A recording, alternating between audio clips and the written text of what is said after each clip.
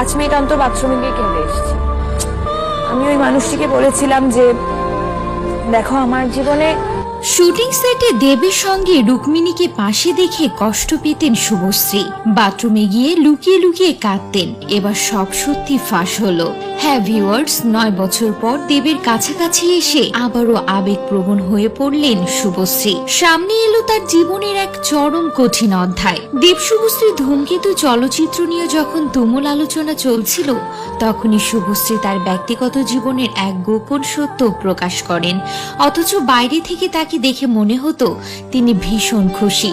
প্রশ্ন ওঠে, এই খুশি কি কেবল দেবকে দেখানোর জন্যই ছিল?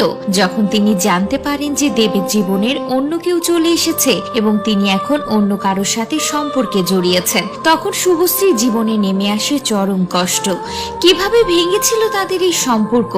ধূমকেতু যেন শুভশ্রীর অনেক না বলা কথাই বলে দিয়েছিল, যা আজও তিনি ভুলতে পারেননি। চ্যালেঞ্জ, রোমিও, পরাণ যায় জুলিয়ারে, এমন একাধিক ছবিতে একসঙ্গে কাজ করতে গিয়ে দেব ও শুভশ্রী একে অপরের প্রেমে পড়েন।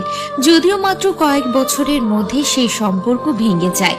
এরপর দীর্ঘ 9 বছর পর তারা একে অপরের মুখ দেখেননি।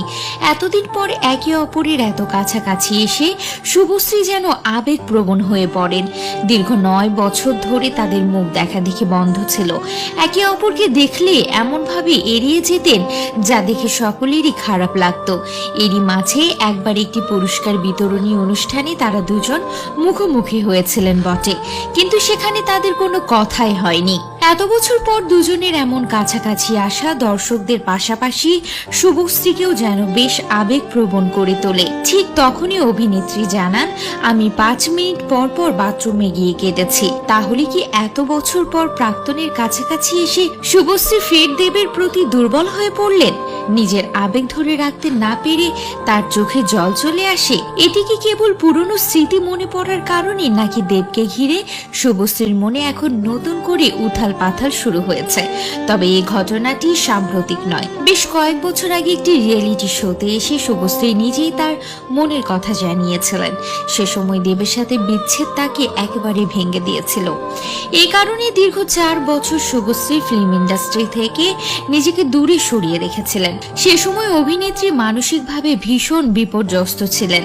9 বছর আগে জি বাংলার একটি জনপ্রিয় রিয়েলিটি শোতে এসে শুভশ্রী বলেছিলেন, আমি খুব ভাগ্যবতী যে অল্প বয়সে জীবনের খারাপ দিকটা দেখেছি। আমার জীবনে এমন একটা সময় এসেছিল যখন কাজ থেকে আমার মনোযোগ সম্পূর্ণ সরে গিয়েছিল। তবে সেই সিদ্ধান্তটা আমি নিজেই নিয়েছিলাম। সেই সময় আমার হাতে কোনো কাজ ছিল না। পরাণ যায় জুলিয়ারে ছবির পর আমি অভিনয় ছেড়ে দিয়েছিলাম। কিন্তু যার জন্য এই সিদ্ধান্ত নিয়েছিলাম, যখন সেটাই আমার জীবন থেকে হারিয়ে গেল, তখন আমি ভীষণভাবে বুঝতে পারলাম যে সবকিছুই অনিশ্চিত।